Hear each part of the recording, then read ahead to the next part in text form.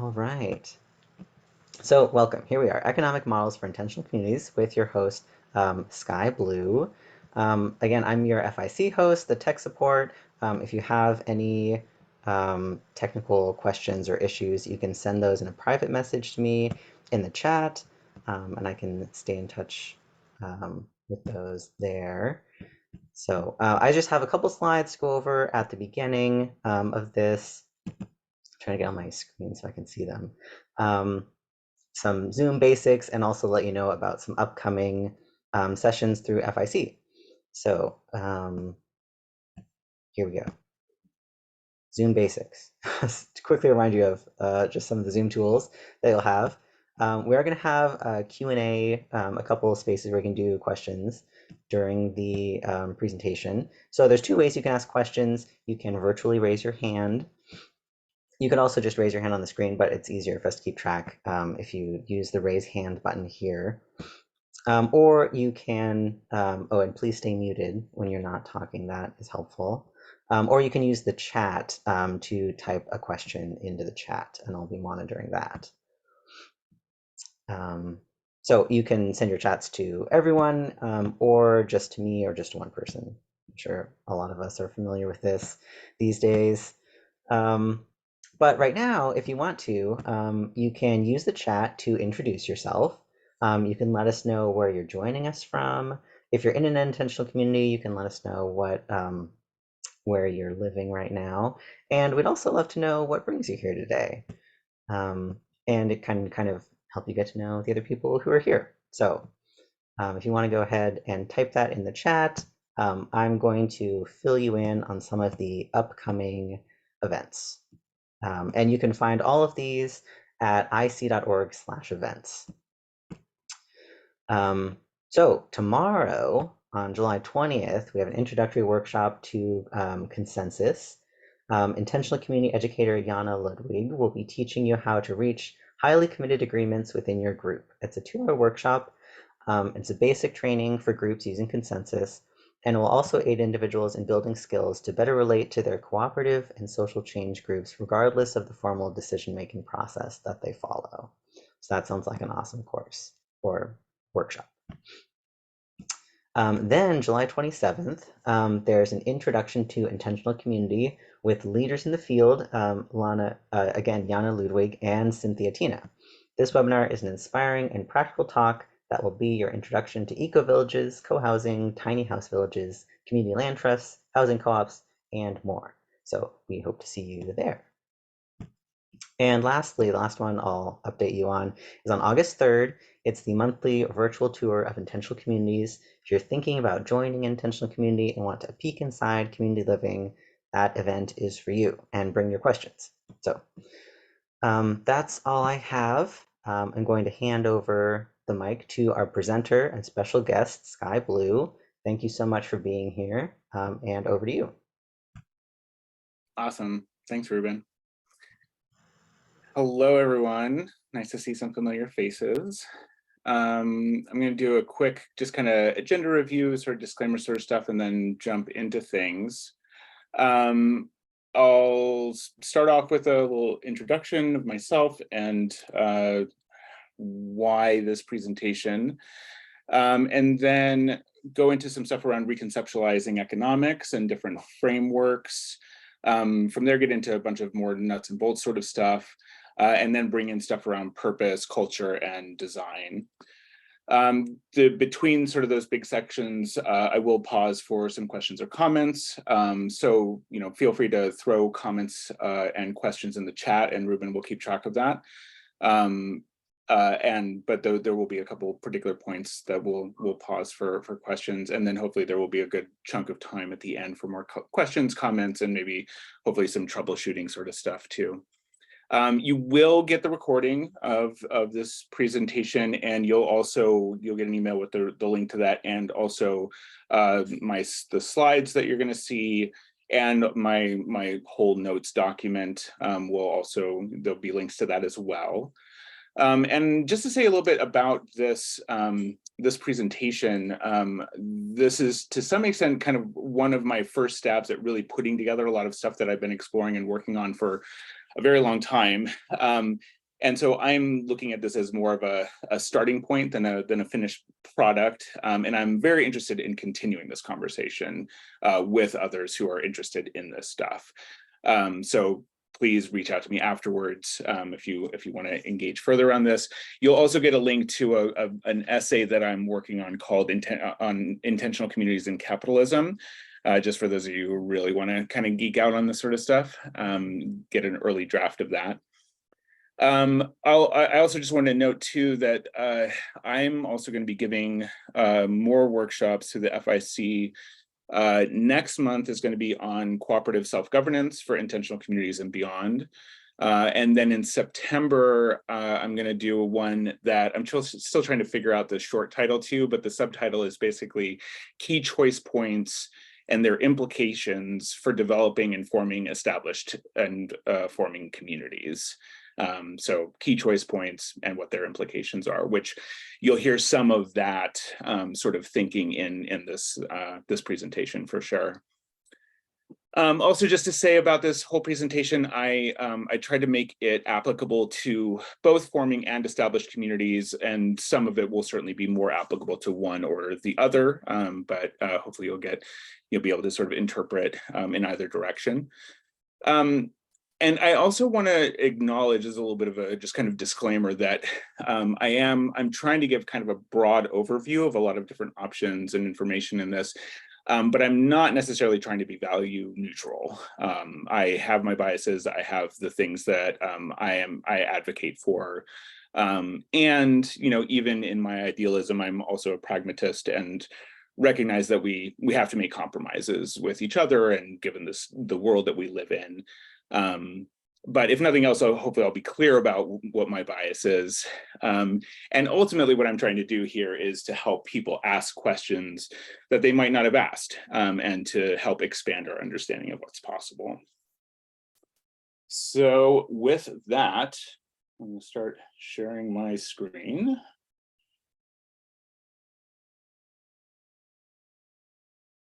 So here we are, economic models for intentional community. So just to give you a little bit of sense of who I am and how I got interested in this, my name is Sky Blue, and I have spent about 25 years living in 7 different intentional communities, including a 25-person student housing co-op, a 50-person co-housing community, a couple semi-rural, more eco-villagey type communities of about 16 people each, a collective house of 8 in a small city, a 14-person co-living house in a big city, and then 14 years total in Twin Oaks community, which is a 100-person, roughly, rural income sharing community in Central Virginia. I've also visited over 130 different communities, mostly in the US and also some in Canada and Europe. And I've also done a variety of movement building work for intentional communities movement, through the FIC, through the foundation, the Federation of Egalitarian Communities, the Global Eco-Village Network for North America, and done a lot of organizing communities conferences. So that's, a little bit of like my background and what brought me here. But I would also say that for me personally, my background, I was raised very much opposed to consumerism and inequality, and very strongly feminist and environmentalist. I would say that my family background, I come from sort of this weird mix of college-educated, countercultural, working class background, which certainly informs my view on this topic quite a bit. So a little bit more about how I got interested in all of this. I moved to a large income sharing community that holds egalitarianism as a core value at 19 years old. And that certainly had a big impact on my view of economics. But where I would say I really started to get interested in this sort of stuff was in 2007, when I left Twin Oaks for a while. And I started exploring how I wanted to try to apply what I'd been learning living at Twin Oaks to a larger context. And one of the things that was sort of most apparent to me most quickly was how much stress there was for people around the need to make money, and how largely insulated I'd been from that living at Twin Oaks in this income sharing system. And so I began thinking about community as a different way for getting our needs met, and seeing Twin Oaks to some extent as essentially a bundle of cooperatives within a centralized economic system on a single piece of property. So at that point, I started doing community organizing work in Charlottesville, Virginia, which is the city closest to Twin Oaks, with the idea being of creating sort of a similar network of cooperatives. Again, Twin Oaks as a bundle of cooperatives. What if you unbundled that and developed it more as a network of autonomous or semi-autonomous cooperatives within which people in a city could get all of their needs met? So a big focus in that was starting worker cooperative businesses, because I felt like an important part of what was happening at Twin Oaks was the need to make money was being done within cooperative businesses that were more values aligned and provided a degree of flexibility. I also helped with a lot of stuff around urban community food growing, helped get a truck share going, and was part of various efforts to create more communal housing.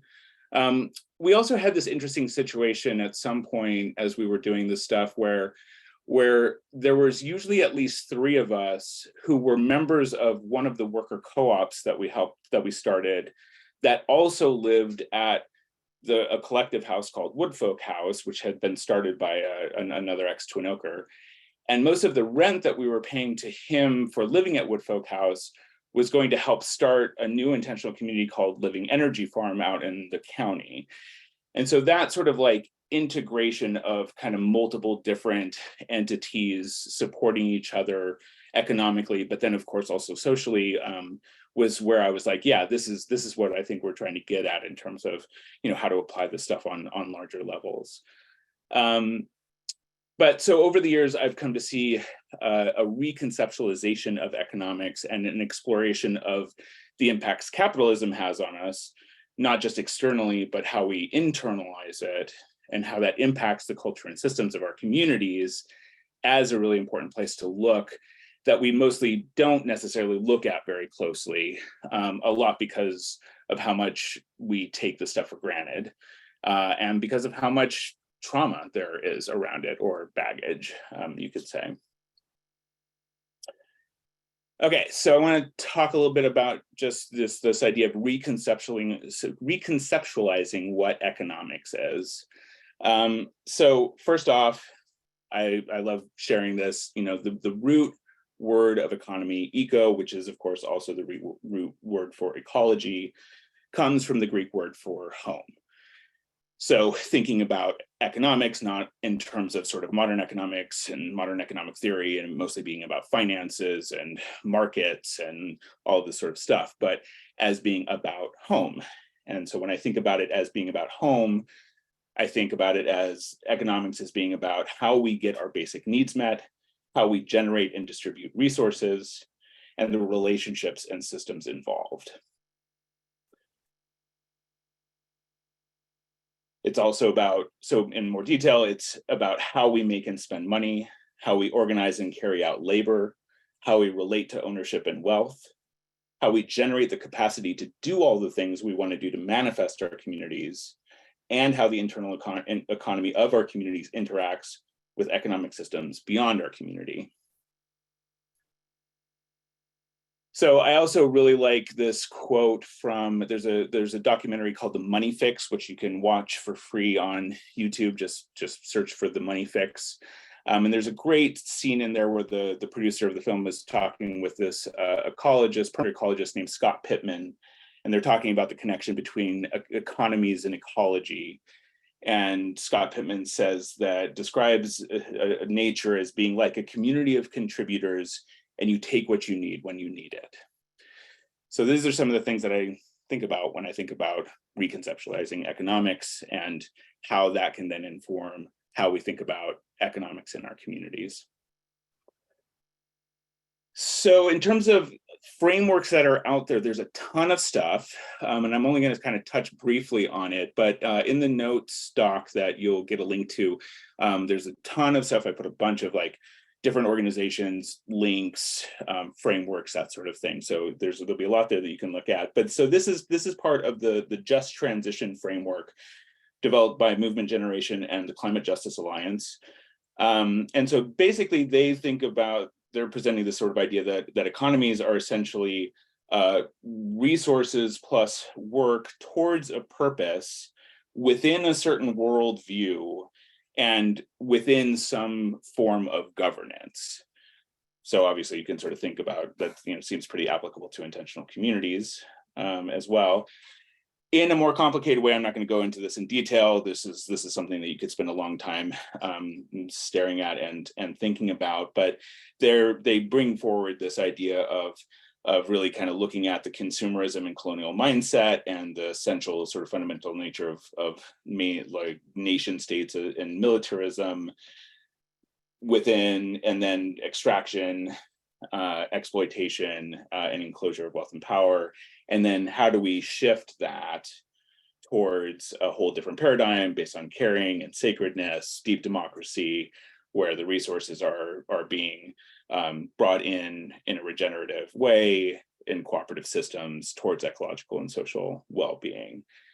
One other sort of framework I wanted to sort of throw out, there's the Solidarity Economy Principles, and there's a great website by a group that's put a bunch of stuff together around this. I mean, again, link will be in the doc that you'll get after this. But the Solidarity Economy Principles are collective care, relationships and accountability, shared resources and shared vision, liberation culture, democracy and process, education and leadership development.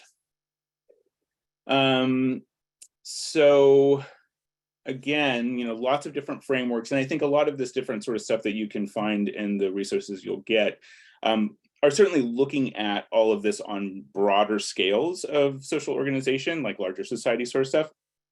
But I think what's interesting is like, to take a lot of this work that different groups have done to really think through these different kinds of frameworks and whole different paradigms for economics and see like, how can we apply them? Like, how do they apply to our communities and how we're designing them? All right, so I want to talk a little bit about capitalism. I think that there is a lot of what I would just sort of call casual rhetoric, casual anti-capitalist rhetoric that goes around, and I'm generally happy to hear it when I do. And I think there's sort of a nuance or an interrogation of it that we could go deeper on. So first off, I want to say that when I talk about capitalism, what I'm not talking about is the use of money as a medium for exchange of goods and services, which predates capitalism by quite a bit. There's a whole separate debate we could have about, whether money in whatever form might also be contributing to all this sort of stuff. But for the moment, it's what I'm more sort of trying to get at is capitalism, which modern global capitalism is based on a central mechanic, which is the control and investment of capital to make a profit, which is then reinvested to make more profit. So it's all about profit. It's all about the control of capital in order to generate value or more capital that is then reinvested to make more profit, et cetera, et cetera, et cetera. So what I'm not going to do right now is go into a whole deep analysis of capitalism. But what I do want to just go ahead and assert as sort of the baseline of where I'm coming from is that modern global capitalism is based on and requires infinite growth, which makes it fundamentally unsustainable.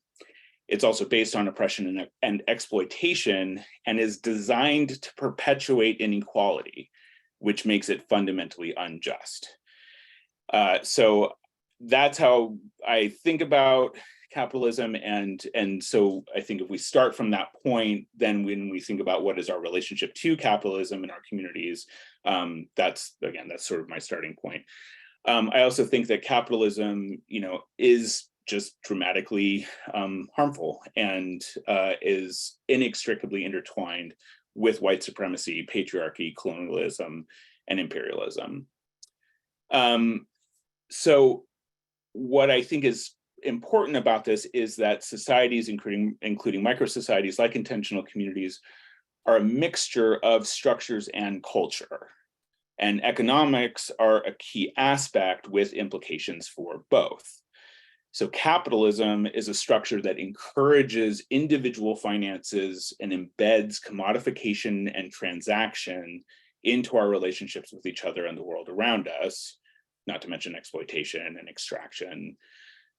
This then fosters and reinforces a culture of hyper-individualism, competition, objectification, privacy, creating an experience of separation, isolation, loneliness, and fear. And so part of what I think is important to get at is that capitalism isn't just an economic system we live inside, it is a culture that lives inside us. And being raised in it influences our psychology, which then influences how we design our communities.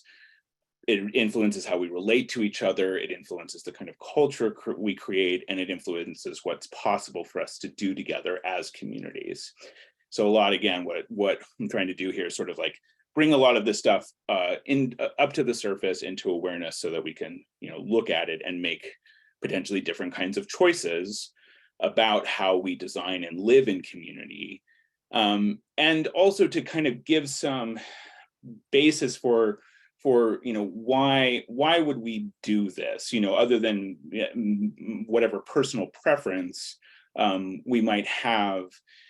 Part of what I'm trying to bring in here is an analysis that kind of gives what I would call a moral imperative to act in some of these ways and to design communities in different ways, rather than it just being about personal preference, because to some extent, I would say it's also sort of a matter of survival for our species on the planet at this point. I also think it's important to the extent that if what we're trying to go for with our communities is not just making nice places for people to live, but that we also want them to have an impact in the world, there's a degree to which we have to look at how we might be perpetuating or recreating harmful systems in our communities. And I think a lot of communities have been looking at this a lot in terms of race, particularly over the last few years.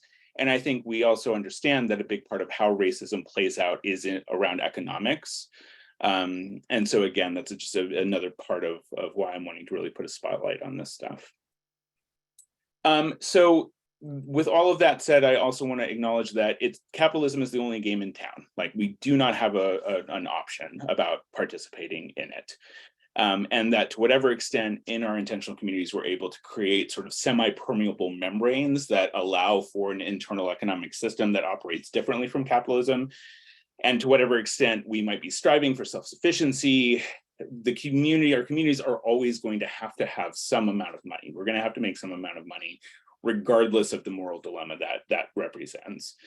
And since it's the only game in town, we kind of need to know how to play it well, because we have to have enough resources to be able to actually create our communities and do the things we want to do.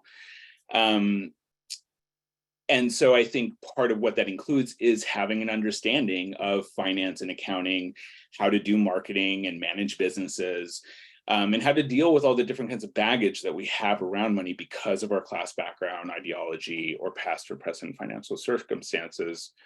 And I also think that it's important that we remember that, like, there's no neutral ground when it comes to capitalism. You're either participating in it or you're working against it, potentially at the same time. And again, we don't really have a choice about it. And so the question becomes more about, like, well, if we have some success in it, which unfortunately, because of the very real scarcities built into capitalism, success in capitalism essentially, even if indirectly, means that your success is coming at the expense of someone else.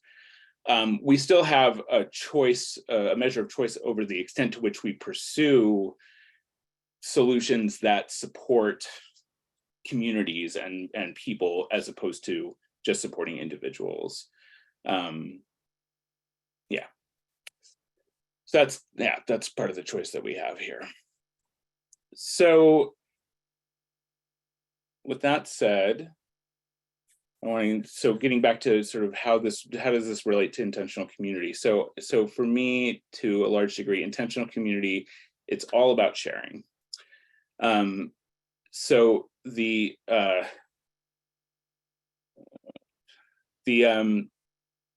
sorry, hold on one second. I'm looking for. Well, all right. So it has often been said, or I've heard it said, that in community, the best thing about community is the people, and the hardest thing about community is the people. And one of the main things, another long-term communitarian said to me at some point, one of the things that capitalism, which I would sort of expand to mainstream society in general, one of the things mainstream society robs us of is the ability to get along. Another veteran communitarian at some point early in my journey in all of this pointed out that what we're trying to learn in community is how to share finite resources equitably and nonviolently. And that isn't that kind of the task humanity is set to learn right now, or needs to learn right now in general. But sharing isn't easy. Mainstream society doesn't teach us how to share, doesn't prepare us for living in community. We're all enculturated, and I would say to some extent traumatized by the degree of isolation and disconnection we have from each other and from the natural world. We weren't raised with the experience of belonging that we as humans long for, and we don't magically know how to operate inside of cooperative systems just by stepping into them. And so I would say that our desire for community, our longing for community, why we seek community, and why living in community is so hard are one and the same thing. What drives us to seek it and what makes it hard are basically the same thing. So the other way that I would say this is that sharing is hard, but that's the point. The point of doing this crazy thing of living in community together is to challenge the patterns in the world and inside ourselves that are driving unjust and unsustainable practices and systems, so that we can learn and demonstrate how to experience something that is both more satisfying and is good for all people and all life. So as many people have pointed out, there is a lot to both learn and unlearn in order to be able to live well in community. And that's the task that we kind of need to take on as communitarians if we want to learn how to live well together. And again, the question kind of ultimately becomes, what are we going for? Like, what are we trying to do with this crazy thing called intentional community? What do we want? What do we want to want, but don't actually want? What do we think we want, but find deeply uncomfortable when we're in it? Or maybe don't actually even pursue because subconsciously we don't want to be uncomfortable? What will we actually find satisfying if we're willing to do the work for it? How do our choices support or undermine that? And how important is it to us to impact the world beyond our community? So obviously, again, like I have my biases here. There are things that I'm advocating for here. But on some level, I think that is just like, it's a straight up choice. Like, and for some people, where they're going to come down is in one place and some another. And to some extent, I think it makes more sense for people to just get together who want the same thing as it is to try to, push for anything in particular. All right, so that was a bunch of kind of big, abstract, conceptual sort of stuff. I want to now go into more sort of nuts and bolts sort of stuff, but I want to pause to see if there are any questions or comments at this point. Maybe I'll go ahead and stop the screen share just to be able to get a sense of everyone.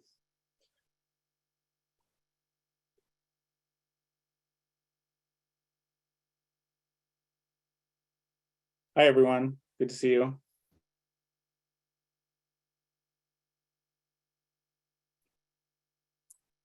right, no questions at this point? Hey, Sky. I have a question. Go for it. Just the questions that you just asked about want, like what we want. Do you have those written down somewhere? Because I loved those. Yeah, it's all in my notes doc, which will Awesome. be shared out over email afterwards. Yeah. Cool. Thank you. Yeah. All right, I'll go ahead and get back into it.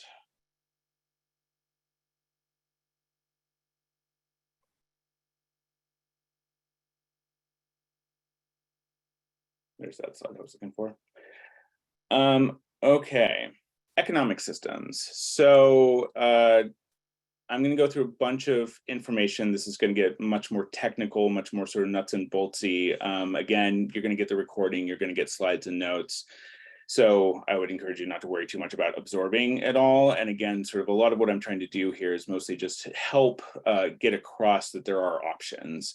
And that we don't necessarily need to default into sort of usual assumptions without really considering the implications. And, again, given the realities of these different kinds of systems that we have to live in and work within larger society, I think familiarity with these different kinds of concepts and is important, again, to be able to really think through the implications. And there are just so many ways of doing things too. I think there are various kind of somewhat standardized models for intentional communities that have developed, and I think there's to some extent there is sort of good stuff around that in terms of best practices or that sort of thing. But there's so much variation, and what the long-standing sort of advice that I've always heard is the key is to figure out what you want to do and then figure out the structures that will best support that, given whatever capacity you have available. So first thing I want to just touch on is equity when it comes to ownership. So what I'm talking about here is equity as ownership is equity is a proportional ownership stake in the assets of a project, usually property. But this could also extend to other things like property, like intangible value of a business. Sorry, I copied and pasted without really reading that through. Proportional ownership stake in the assets of a project, usually property. That proportion is based on investment, but the value of the investment can go up or down depending on the value of the asset. So this is obviously equity as opposed to the value of equity when we talk about diversity, equity, and inclusion, that sort of thing. But what I think is interesting is when I thought about it, I was like, well, what connects those two, if anything? And I think what connects them is this idea of proportionality, that not necessarily everyone has to make equal contributions to a thing. So, when it comes to ownership, equity, people might have very different amounts of equity in a project or in a piece of land, an ownership of land. But with ownership equity, that then usually translates into benefits regarding profit and decision making. I also think it's important to note that equity, as it relates to ownership, is core to the concept of private property ownership, which drives the speculative real estate market, which is a core driver of capitalism. And it carries with it an implicit assumption that the property at least could be sold at some point and dictates how any profit from the sale would be divided. So again, there's sort of a whole paradigm that's operating there that again, we don't actually have a choice about participating in, but we may have some various choices about how exactly we participate in it. So just to kind of run through, sort of briefly, give you a sort of sense of different ideas about how ownership is done in communities. So you have co-housing communities, which are typically organized as homeowners associations, which are very kind of well-known mainstream legal structures for developing housing in the US. They tend to be, they're very highly individualized in terms of people owning their own home and the land underneath them, their home, but then the land around it being owned by the homeowners association, which is run by the people who own housing and land in that community. So it's a fairly individualized approach to ownership. it doesn't tend to foster a high degree of economic involvement or a strong sense of shared purpose with collective mission-driven activities. It also, as many co-housing communities are increasingly finding, it's not super accessible financially. But in some ways, it is sort of the simplest and easiest way to approach things because of how familiar financial institutions, municipalities, lawyers, real estate agents are with that model. And it's fairly straightforward in terms of, it's just a very well-trodden path. It's very well known, lots of templates, just sort of easy. Everyone buys in, and you just go from there. Land trusts or community land trusts, generally speaking, you own your own home, but you lease the land underneath. Community land trusts are particular forms of land trusts that are nonprofit. So a community land trust generally is a 501c3 in the eyes of the IRS. And what that brings with it is limitations on who can buy and how much they can sell for, with the aim of maintaining affordable housing. And sort of there's sort of just the difference between land trusts and co-housing a lot is that land trusts are not set up so that housing is sort of bought and sold on the normal real estate market the way co-housing communities are. And so there is more, they offer a little bit more of direct control in terms of that the community has in terms of who lives there. Housing cooperatives. So in a housing cooperative, you don't buy housing, you buy a member share, which grants you exclusive use of a residential space. And so then there's different kinds of housing cooperatives. There's market rate housing cooperatives where the price of the member share is tied to the value of the property and is generally much higher as a result. Limited equity, where the price of the member share is tied to the value of the property, but in a limited way. And then there are zero equity housing cooperatives, which if you're familiar with like student housing cooperatives or things like that, that's generally more what that is. Like you pay your $100, maybe more, maybe a little more. That's your member share. And it's completely independent of the value of the property. LLCs, limited liability companies, or TICs, which is tenancy in common, which is sort of seems to be an increasingly used structure. Both are basically different ways of having individuals be able to go in together and have shared ownership of a piece of property. They're still very much geared towards individuals being the owners, and that each individual member of the entity owns a percentage or a number of shares. But within that, the ownership may or may not be tied to housing, which is a little bit more of a variation there. Lease and rental. So co-living as a term, started getting a lot more popular about 10, 15 years ago, which was sort of like a label put on things that people had been doing for forever. The thing that is particularly interesting, or that I think that distinguishes co-living as a model as it was developed around 10, 15 years ago, was having property management companies that were essentially curating collective houses, and then the house would sort of work with the property management company in terms of managing the house. As opposed to just how many houses just being their own property management companies, essentially, informally. You also have lease rental situations where you have a property owner who maybe is part of the group, which I've lived in those sorts of situations. I think they can work fine as long as things are really clear, particularly in terms of what decision making is held by the property owner and what are they giving over to the group. And as long as that's kind of kept really clean, really clear, that can work fine. But it needs to be really clear. And that's often where things like lease agreements come in very handy. And then just, general community ownership. I mean, there's a lot of different legal entities out there that can be used in a variety of different ways. But basically, gearing this more towards there being collective or, community ownership of at least the land, if not also the housing, and not having individual ownership stakes in that.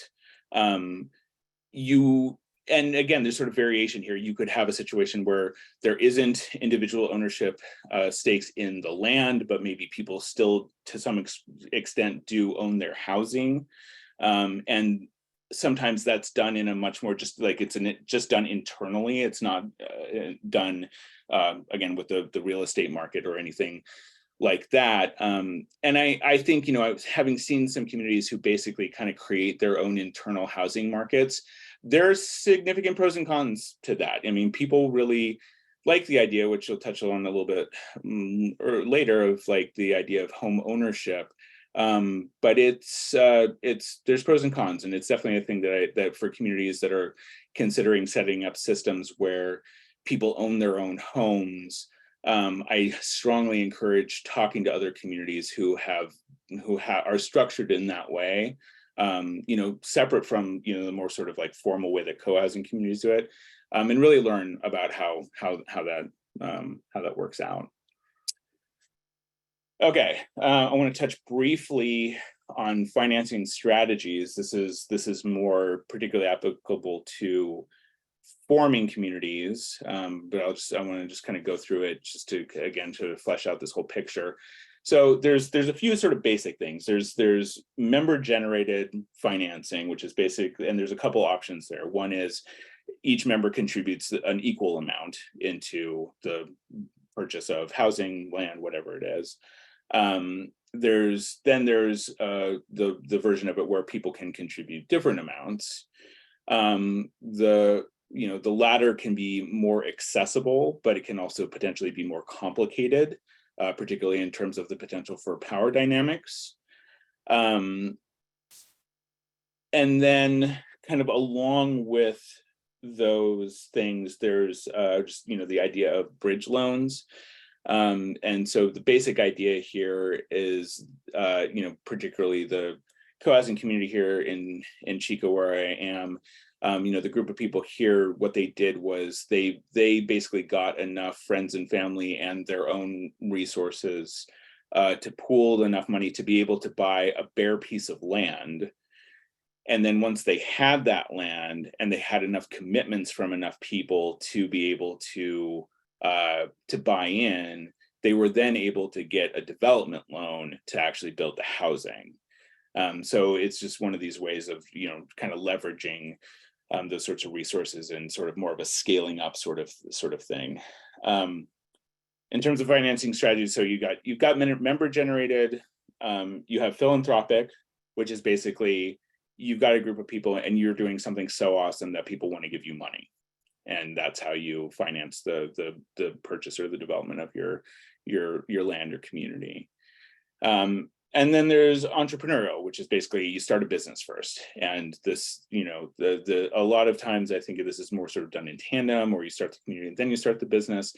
But I think it's an interesting thing to consider of, is there a way to sort of create a financial or economic vehicle for your community in the forming stages, rather than everyone working their own jobs and then trying to form the community in their spare time? Like, is there a way that you can integrate in some kind of an entrepreneurial activity into the actual formation of the community to help finance it in particular? And then of course there's lots of ways that you can mix and match all of these different options. So I want to say a little bit more about investment, and because I think how investments in community, people putting money in, whether it's they're helping to buy the land, they're buying houses, however you think about it, I think this is an important place to really kind of think about things rather than just sort of defaulting to usual assumptions. So I think some key questions here are around ownership and decision making in particular. So is investment tied to ownership? Investments are tied to ownership. If investments are tied to ownership, then they are only recouped upon the sale of property or housing, or another way of approaching it, which I haven't seen as much, but I think is worth considering, is more treating investments as loans that are paid back over time, so that there is not that level of individual investment and ownership in is tied up in things. And in part, again, I think there are different kinds of attitudes or mentalities that come along with living inside of a model where I own this house, or I am an owner of this piece of property within a community context. And I think this can come into play in terms of how we relate to each other, and particularly how we set up governance structures. And so then it brings us to this next question of is ownership tied to decision making? Again, I'm just going to, straight up be an advocate here for a decoupling of investment from ownership in the land. Now, I think you can do interesting things here. Again, lease agreements, purchase option agreements, right of first refusals, these sorts of things that are established kind of legally binding practices that can help separate, any decision making on the part of people who have invested money from the actual day-to-day decision making of the community within a sort of set of agreements about land use and what can or can't be done, and sort of contingency plans for if then, exit strategies, that sort of thing. But I think really looking at how to create those firewalls, if you will, between investment and decision making, I think is better for communities in terms of being able to really foster a cooperative culture and cooperative decision making. And that decision-making power in the community, rather than being based on investment, is more based on things like responsibility and commitment, and based more around your membership structure, and whatever agreements are sort of built into different kind of membership categories, and what the process for stepping into those different membership categories are. And then, just to sort of say, briefly, context implications around investment. Again, I think, a thing to keep in mind is, people talk about how home ownership is a cultural value in the United States. It's something that is much more, as a practice, is much more done here than most other places in the world, at least developing countries, and has really been set up as also as sort of a primary strategy for financial security and intergenerational wealth building.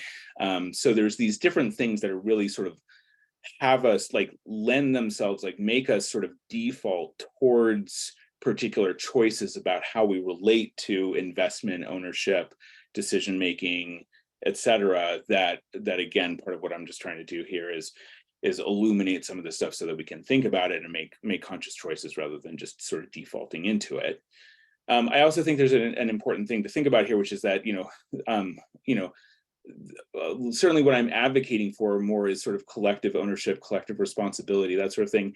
And I also recognize that sometimes people don't actually want that responsibility, and sometimes people would prefer to live in a community where there's a benevolent landlord, where there's a bunch of stuff they don't have to think about. There's a reason why co-living communities with dealing with property management companies who are taking care of a lot of the different sorts of things that you might otherwise have to take care of yourselves, why they're as popular as they are, because you don't have to deal with as much. So and that makes sense for some people. Again, there's certainly whatever sort of idealism, ideology, whatever sort of stuff, and that I'm certainly bringing in here. And at the end of the day, it's also just we each have to just make our choices about what we're up for and what we're trying to do, and particularly when it comes to our homes and where we're living.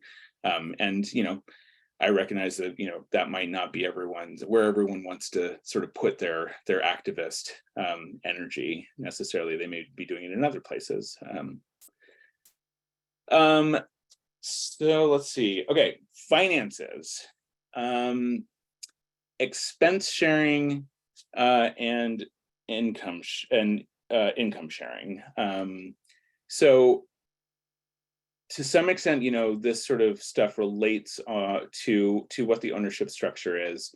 But again, I think there is just some basic stuff here around understanding of financial concepts. Of course, despite everything that I said about reconceptualizing economics, there is just the realities of the world we live in, and a need to have some basic understanding of these kinds of concepts.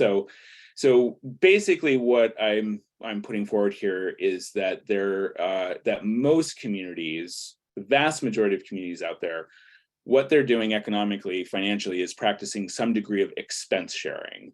So they're sharing expenses like rent or the mortgage, property taxes, insurance, maintenance and supplies for common facilities. Maybe they're also doing some amount of food sharing, cleaning supplies, tools, toilet paper, utilities, internet service.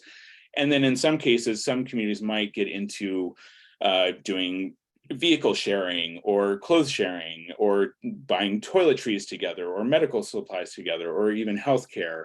But in the vast majority of communities, those people are personally responsible for paying for those expenses either equally or proportional to use. So on the income side of things, the vast majority of communities, people are individually responsible for generating whatever income they need to pay for their share of community expenses, plus whatever individual expenses they have, which usually comes from jobs or business activities separate from the community.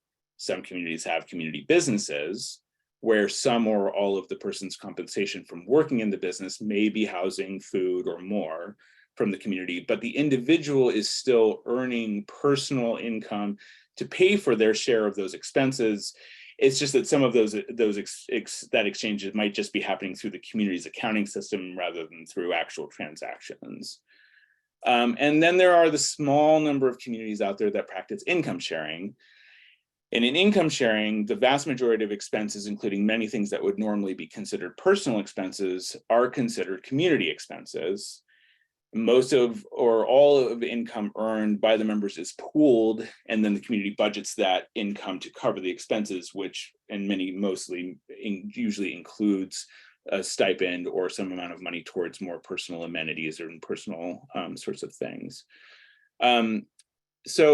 And I think, the way it's often talked about, to the extent that it is talked about when people talk about income sharing or not income sharing, or again, as I'm talking about expense sharing or income sharing, it's not a binary, it's not a either or sort of thing. There's a whole gray area of more involved in expense sharing that starts to bleed into something that you could say is more like partial income sharing.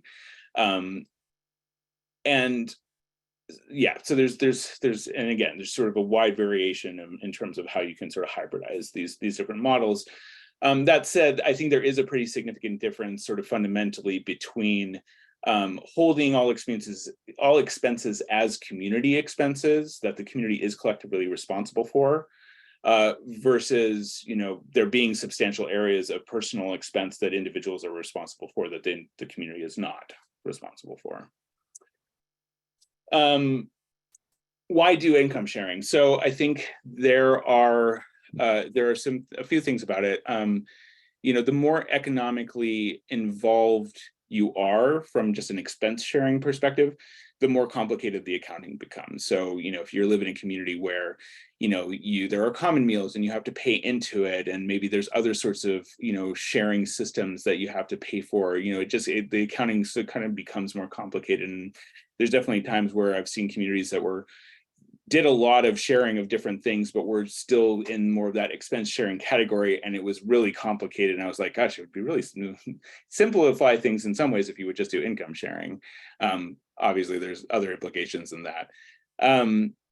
Income sharing works well with community businesses and more intensive resource sharing systems. If you're not doing those things, then it definitely makes less sense. Like there's not as much of a benefit to it. But part of doing those things, what that means is that it is easier to create systems where people have to spend less time making money. Income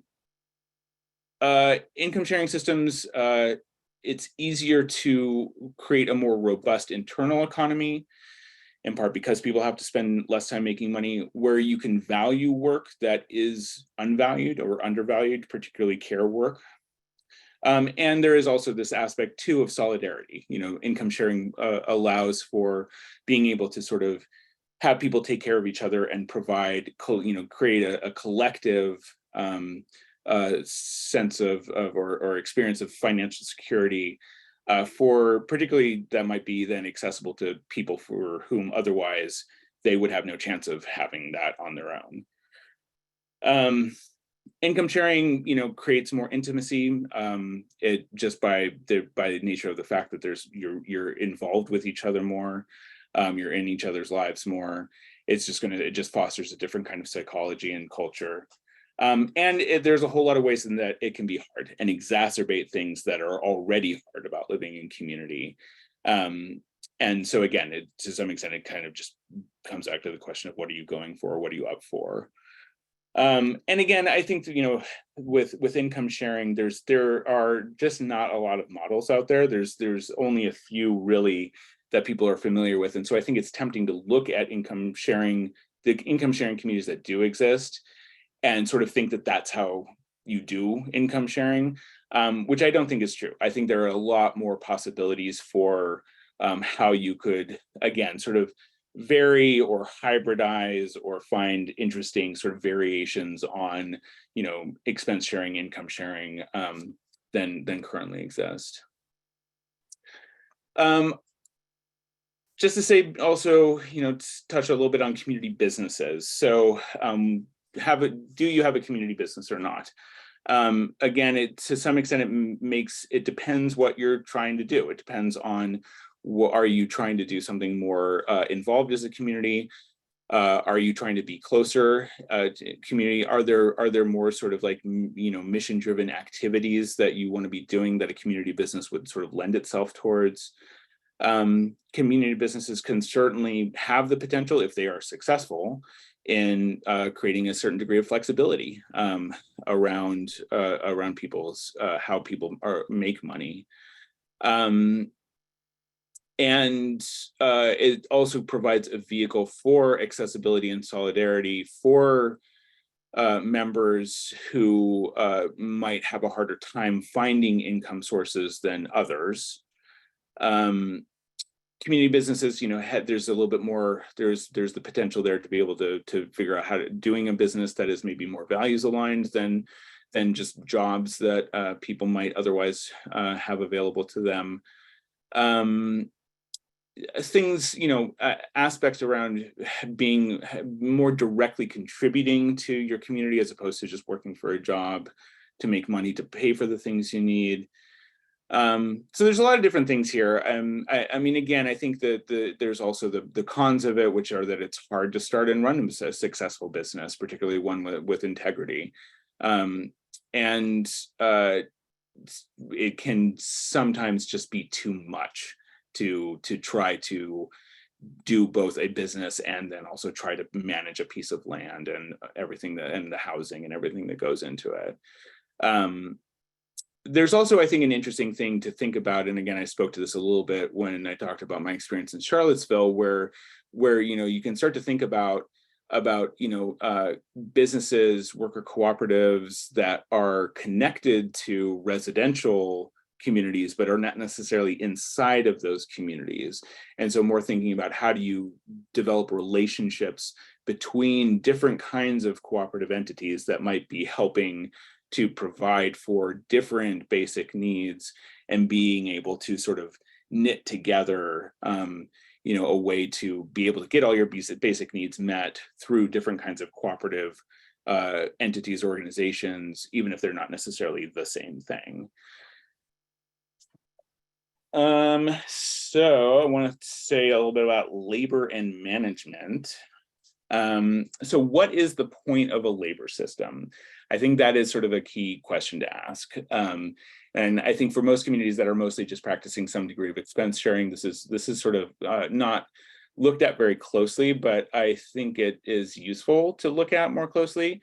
I would say that the point of a labor system is to get the work of the community done effectively and efficiently, where the distribution of contributions feels fair or equitable and sustainable to everyone.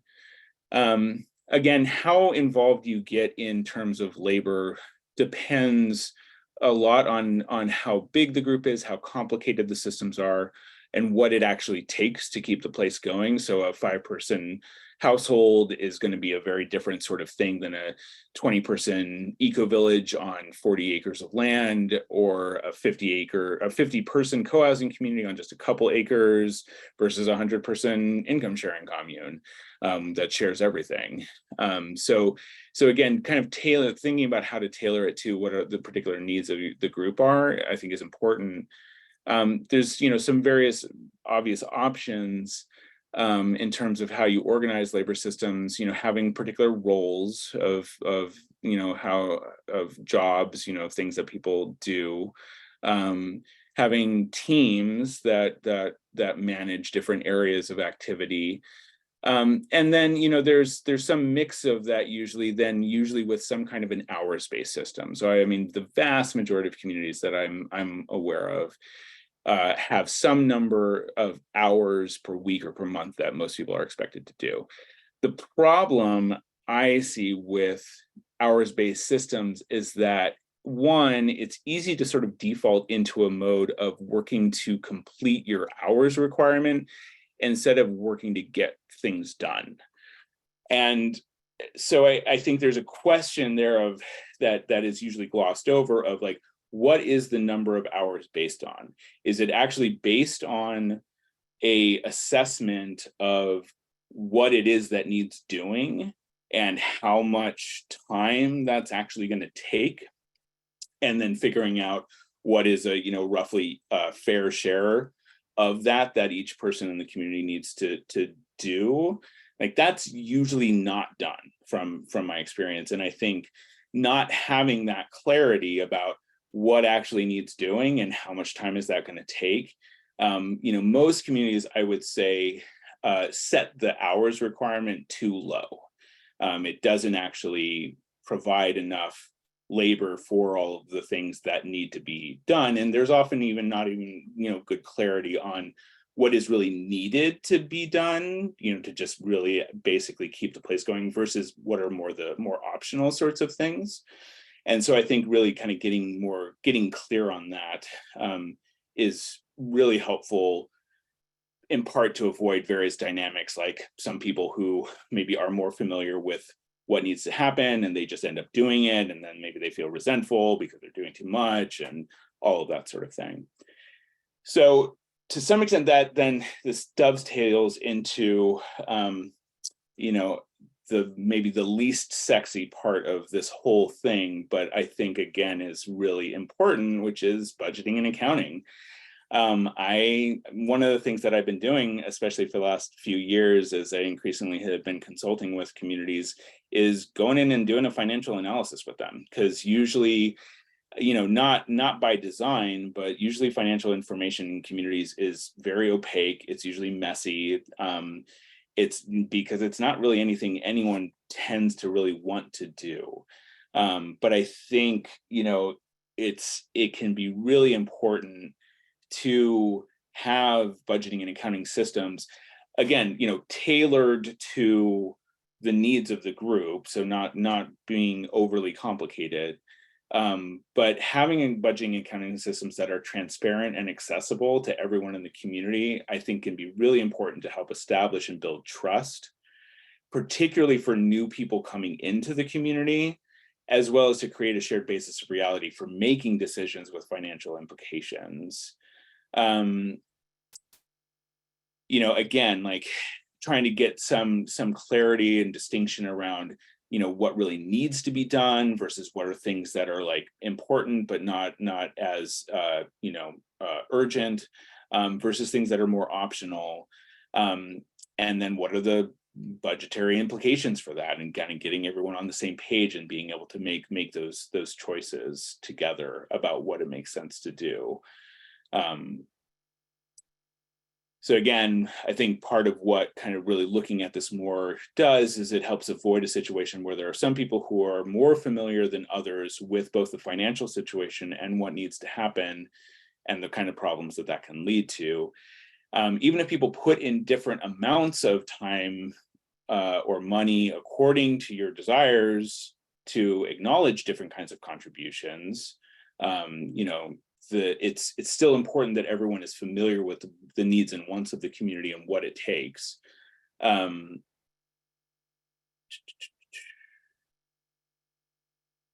Yeah, being on the same page. That's kind of the upshot here. So again, kind of dovetailing into this, I would say, you know, kind of some of the things and how I think this relates to governance. I mean, again, I think it's really important for people who are in central roles of responsibility or decision making in a community to really have an understanding of what the financial realities are, so that they're making informed, shared decisions that have financial implications. Yeah, and that the importance with all of these different kinds of you know, money labor systems to be really clear, really transparent, and as simple as possible. And to just be, you know, really clear in governance systems in general about who makes what decisions and how, the process by which decisions are made, including processes for input by people who might not be in a decision-making position, and also how people can step into decision-making roles. So I think even for groups that like have tiered membership structures or use some amount of hierarchy and governance structures, you know, again, who makes decisions and how, what's the process for input, even if you're not part of the decision-making body, and how do you become part of a decision-making body, I think are key aspects for cooperative groups. And again, ideally, all of this is happening within the context of a clear shared sense in the community of what the community's purpose is and what its vision and mission is, and that everybody is on the same page about how it's trying to fulfill all of that. Okay, so last big chunk of stuff. I was going to pause again for questions, but I'm looking at the clock and I think I'm going to just barrel on, unless there's anything in particular, Ruben, that you're seeing in the chat that you want to bring forward. Or It's in the chat right now. yeah, okay, what you got? Oh no, there's none. There's none in the chat. Oh, no, there's not. Great, thank you. Okay, all right, I'm just going to keep rocking on then. Okay, so purpose, culture, and design. So when it comes to purpose, again, I mean, some of this I already touched on, so, but, you know, just to kind of reiterate it, one of the things that I've been thinking a lot about lately is that rather than thinking about intentional communities as things, thinking about them as experiences. And so the question then becomes, what kind of experience do you want to create? And if you're not having the experience that you want from your community, why is that? And I think the economic model almost certainly has something to do with it because of its connection to particularly relationships, culture, and governance. Is everyone on the same page about what you're doing and what is needed to do that? So again, you know, this relates back to the unglamorous accounting and budgeting sort of stuff. But you know, these basic questions of what do you want to do? What will that take? Where is that going to come from? And how will you make it all happen? The other thing I want to, you know, another thing I think is important is this idea I've been bouncing around some lately of insufficiencies in the system. So I think, you know, any economic system is only going to work if there are sufficient resources, including money, labor, space, goodwill, enjoyment, and whatever other physical, social, or personal resources are needed. I think what I have been seeing or understanding more is that, you know, when there are insufficiencies in the system, particularly if they aren't being recognized, that this exacerbates both personality conflicts and particularly conflicts in priorities. And so I think it's important, you know, particularly you start getting into like all the sort of like the martyrs versus the slackers dynamics and these sorts of things. And it can also, you know, become harder to start to be able to really acknowledge the different kinds of contributions people make and to be able to really value them. And then it starts to also then really hit on what priorities people have. So, particularly if there are things, whenever there are things that are more important to people, if there are not enough resources to go around to do everything, they're going to lean more into the things that are more important to them. And if those are different between different people, then that can come into conflict.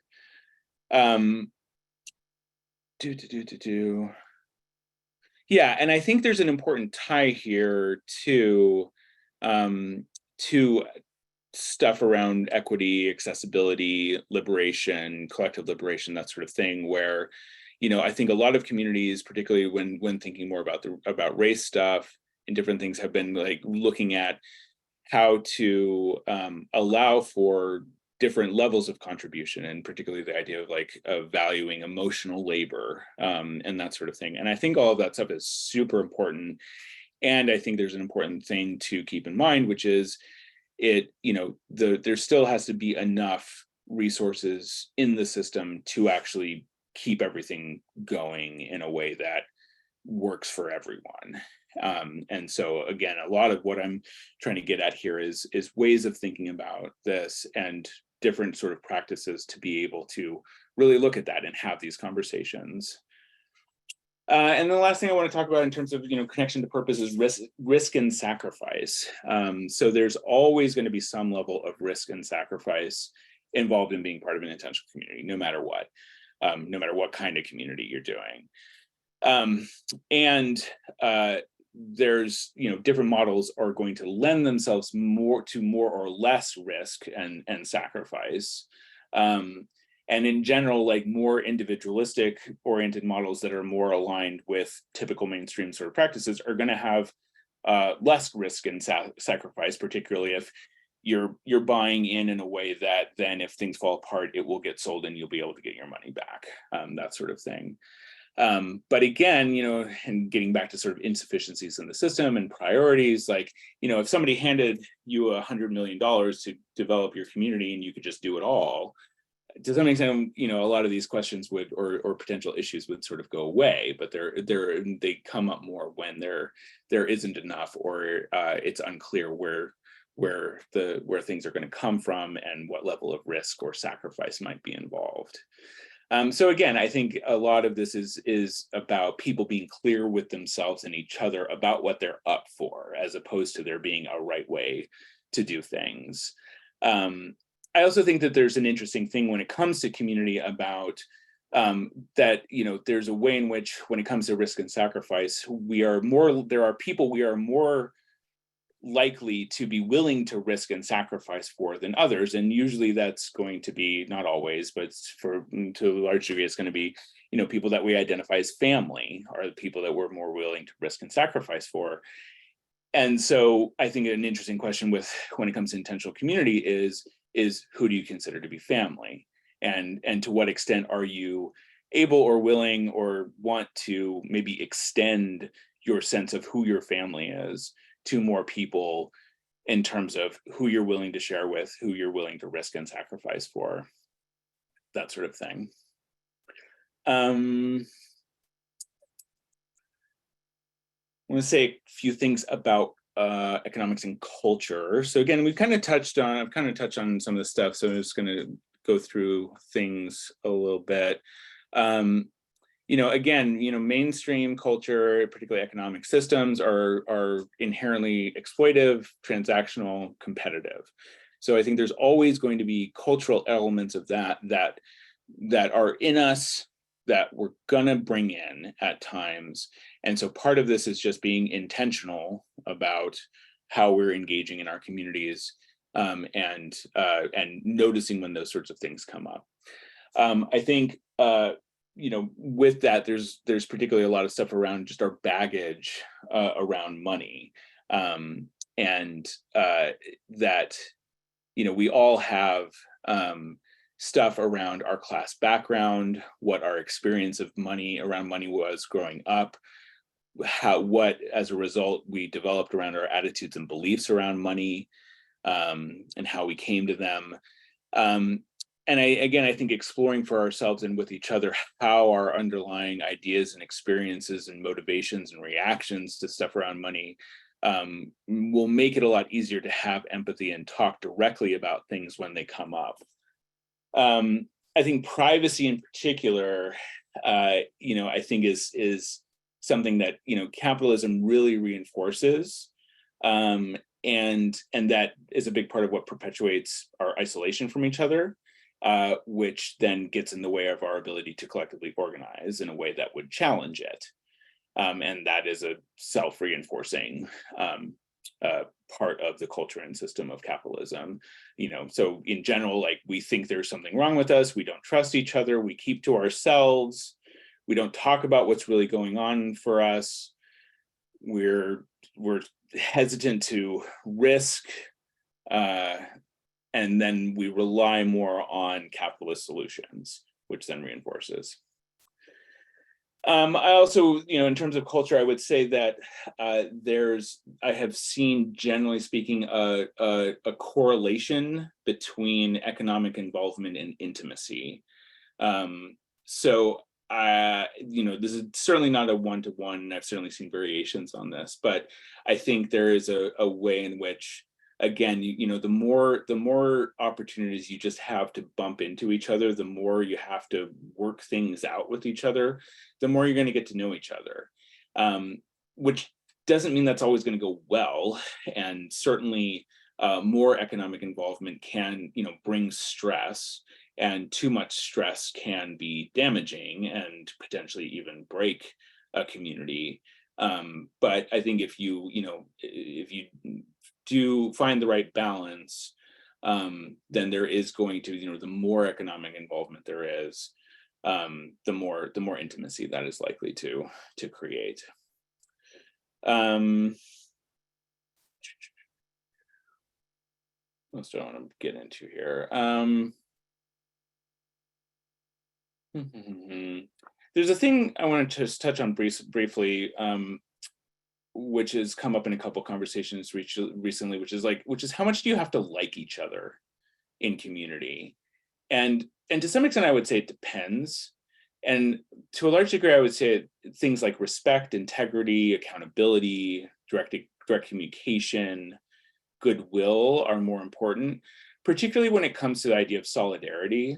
That the importance of solidarity and engaging in solidarity, like, solidarity doesn't require liking each other for it to still be a good thing to do or an important thing to do.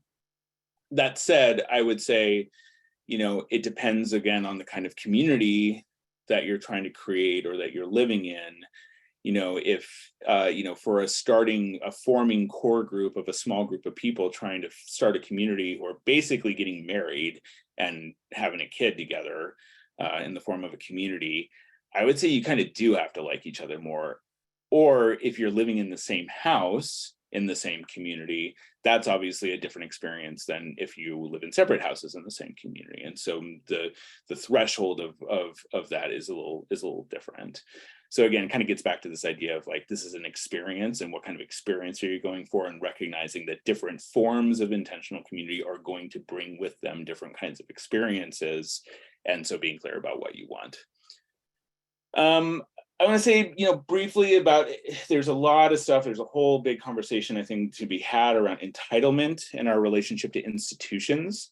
But I think this is a really important place to unpack because, frankly, I have seen a lot of different entitlement in a lot of different directions.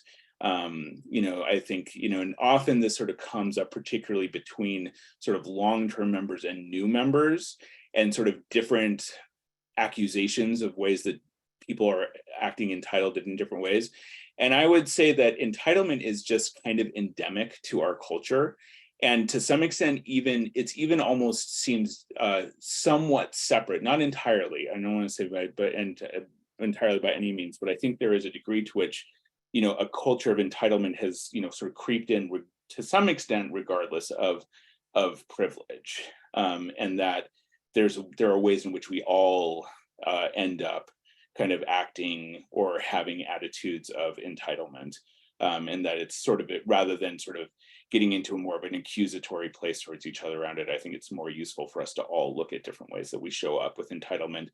And a lot, I think, that has to do with our relationship to institutions, which generally we're not cooperative, like jobs, whatever, schools. And so, what did we learn from our relationship to institutions growing up? How did we relate to them? Did we feel empowered in them? Did we feel disempowered by them? Did we just figure out how to operate within them?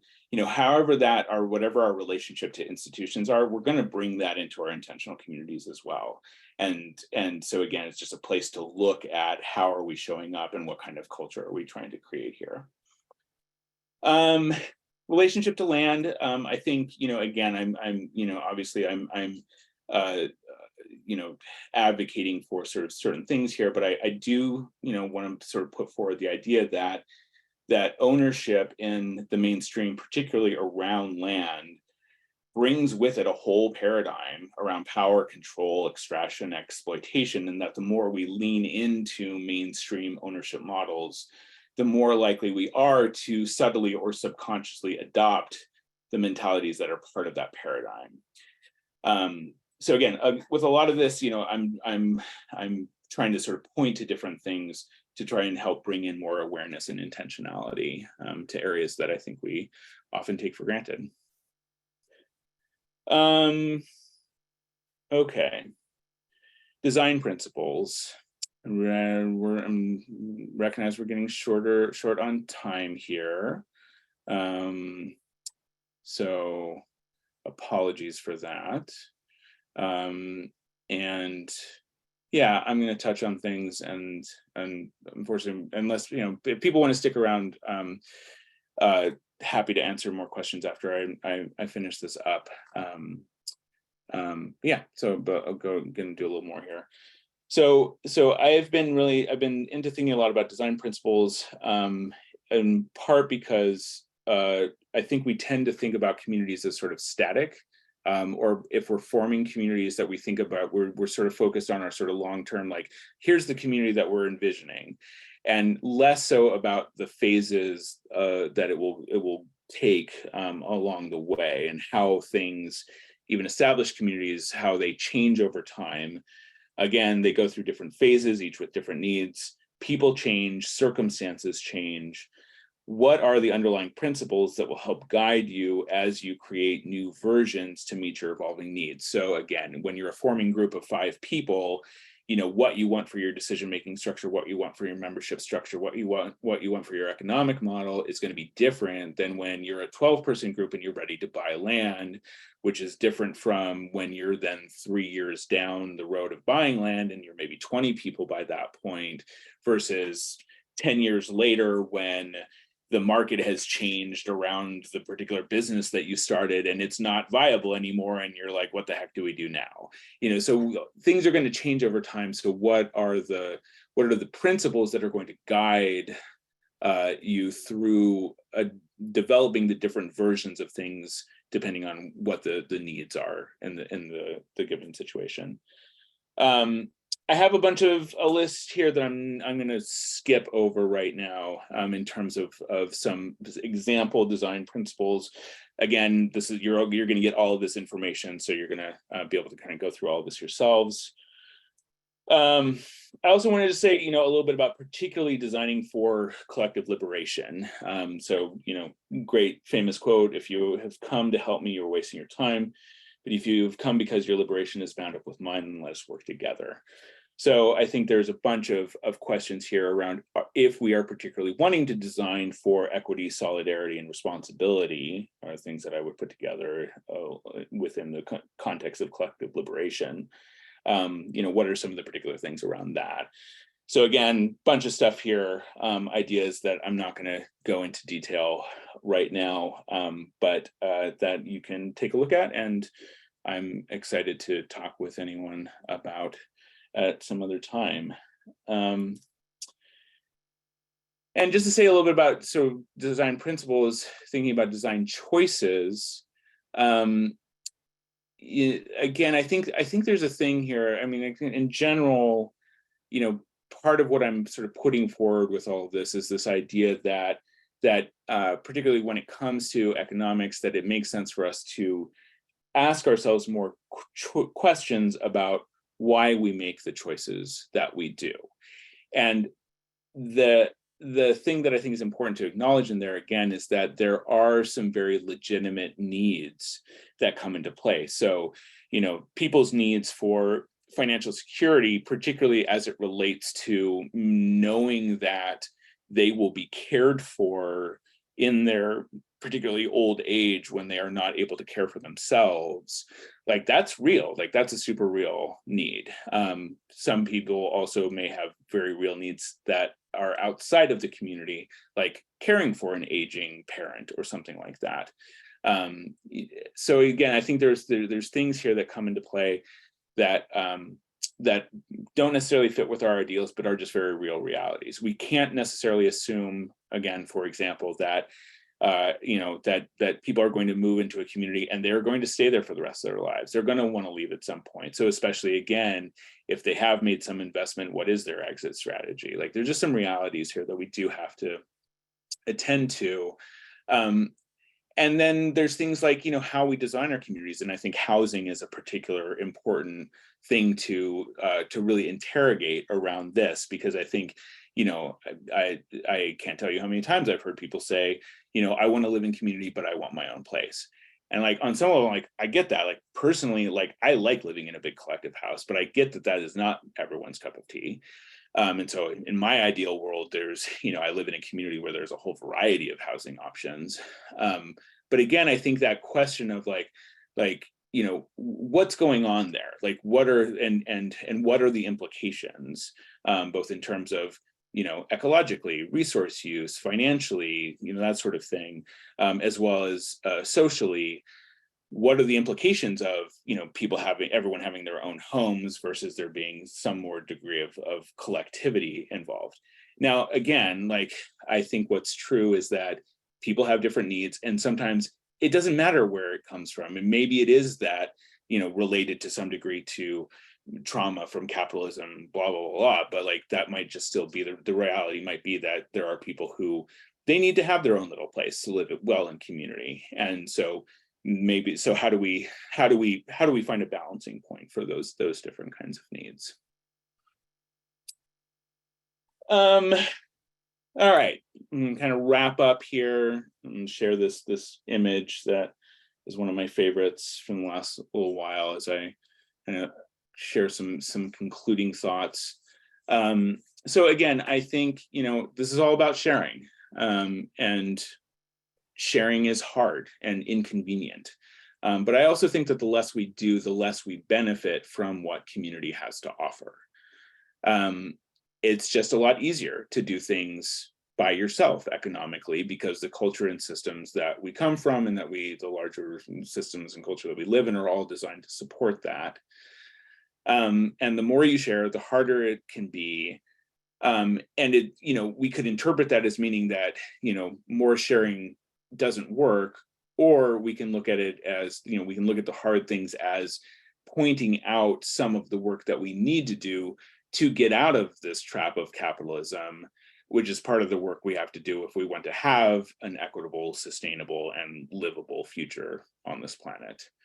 And I think part of the importance of intentional communities is that they are places where we can do this work together, of supporting each other and trying things out and being intentional about our choices and our practices, and leaning into the discomfort and seeing where it's worth it and supporting each other in these different ways.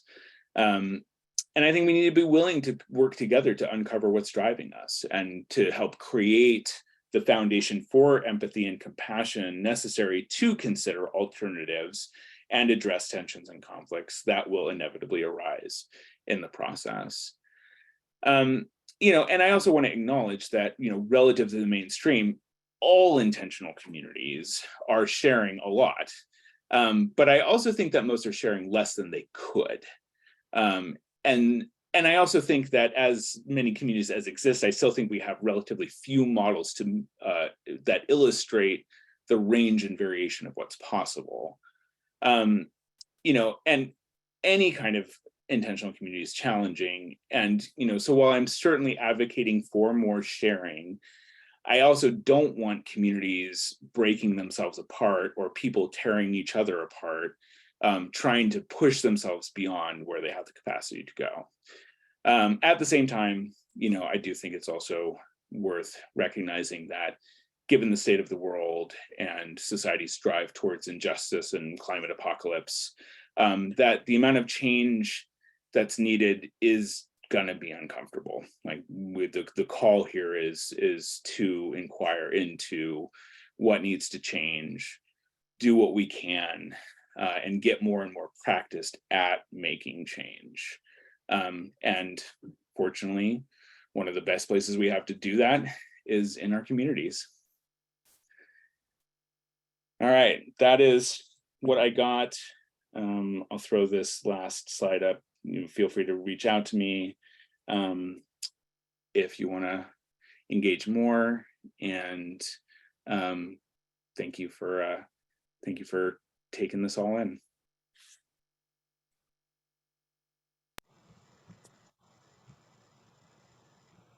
Yeah, thank you. That was amazing. So we are at 4:31. Do people have questions? If they're, I think, Sky, you said you might be able to stay if people have questions. Yeah, happy to stay on for a little while if anyone wants to chat or ask questions. Before people head out, we do have a survey. I'm going to put that in the chat. If you want to take that survey, the feedback really does get used by the FIC, so that would be really, really valuable if you could complete the survey. Thank you, everyone. And I can stay for a bit and facilitate questions in any ways.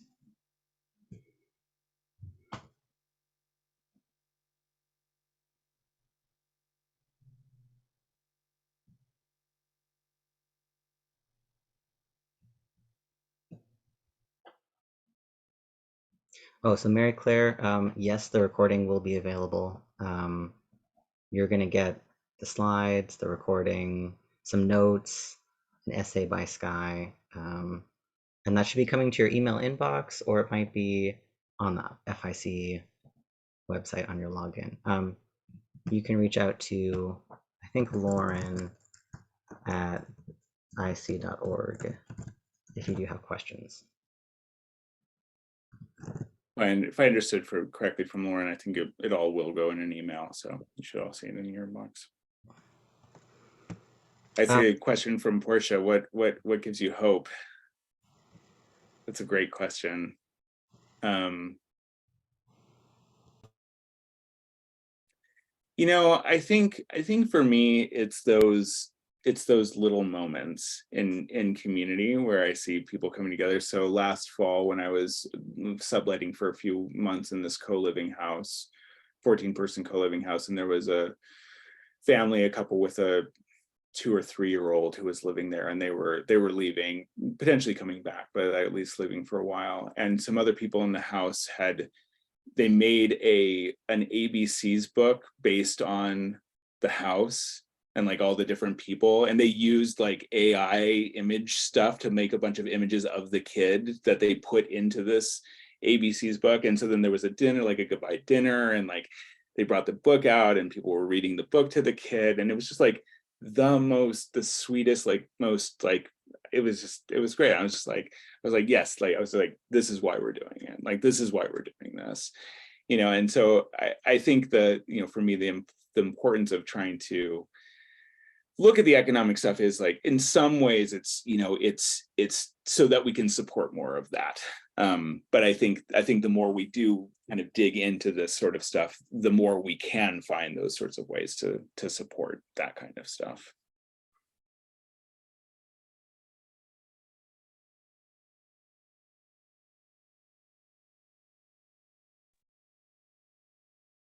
Yeah, Misty.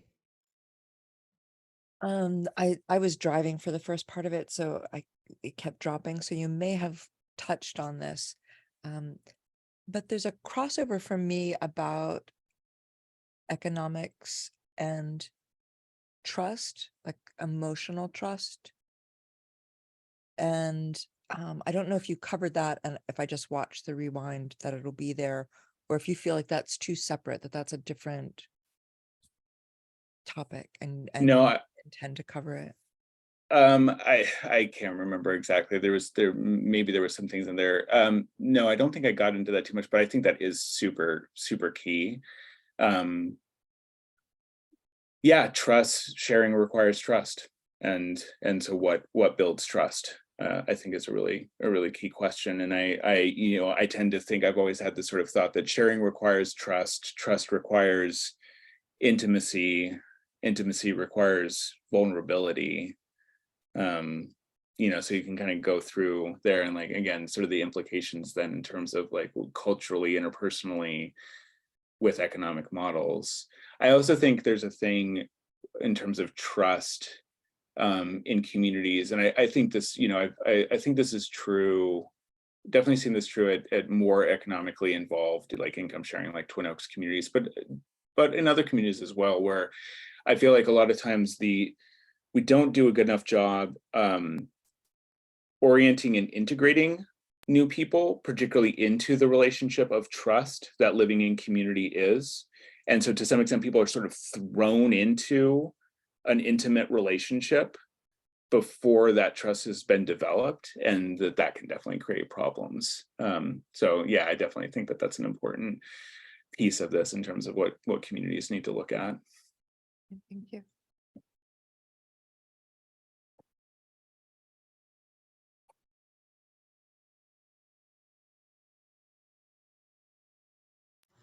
I have a well, I don't know if it's quick. I have a question. Do you know of other communities who are kind of based on the passion principle? That's what our community doesn't have any required hours for participation. It just runs on the passion principle. So, the orchard gets taken care of, one person's the bathrooms don't really get cleaned, no one's really passionate about the bathrooms. Have you seen that other places? I mean, to some extent, yeah. I mean, it's the sort of thing where I'm like, yeah, it totally works until it doesn't work. And but I mean, I think, but it can totally work. I mean, and if it's working for you, that's great. Where it starts to break down is if, like, people are doing more than they actually want to do, and they feel like other people are not recognizing it, and they start to get resentful, and then that comes out as frustration, and then people get into interpersonal conflicts, and maybe they don't even realize what's actually going on.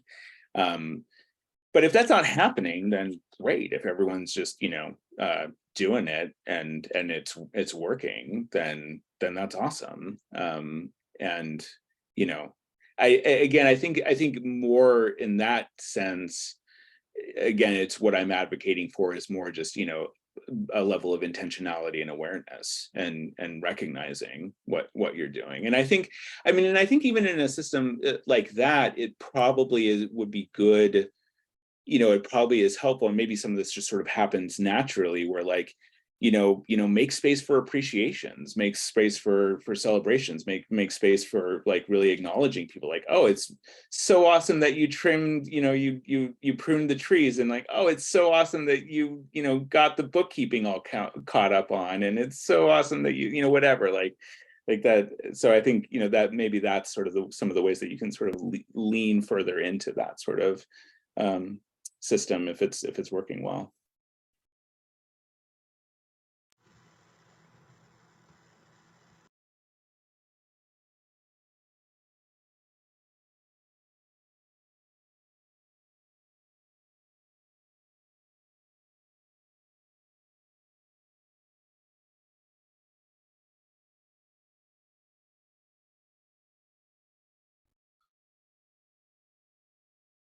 Cool. Well, All right. yeah. Is this maybe oh yeah. Okay. Are there economic systems in communities that are like more egalitarian, more challenging the current system, that still, like, you don't always stay in a community your entire life. Sometimes you leave. And how do you have something egalitarian and, against capitalism and all these things, but when you leave, your life isn't, like, ruined and you have nothing and you're Right. just post. Yeah. Because you might not stay there till you die. Maybe you won't, Right. Yeah. Yeah, this has been my, one of my sort of critiques of Twin Oaks and the other income sharing systems that we know about, that we're familiar with. That, I mean, again, there just aren't very many of them, and so there's not a lot of different things that have been tried, and I think they were sort of developed based on some assumptions that were just not accurate, like that people would join and they would live there the rest of their lives, and so then the systems weren't set up to deal with the fact that then what if they don't.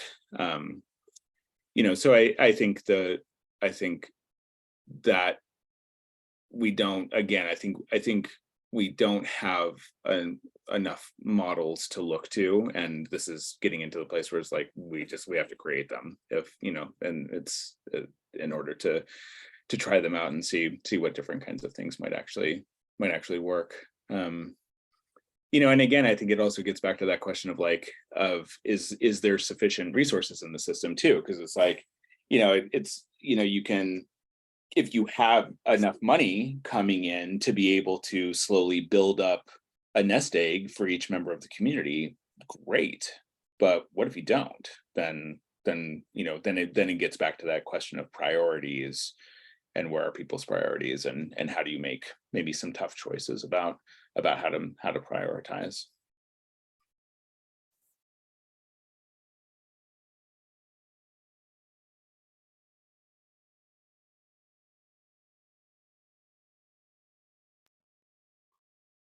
Okay, well, it's cool that people were able to stay. I'm glad we got the Q&A a little bit. If there aren't any other questions, then this might be a good time to thank Sky for doing this awesome presentation. It was really wonderful to be the host and get to be a part of it. And thanks everyone for coming. Thanks, everyone. Yeah, okay, bye.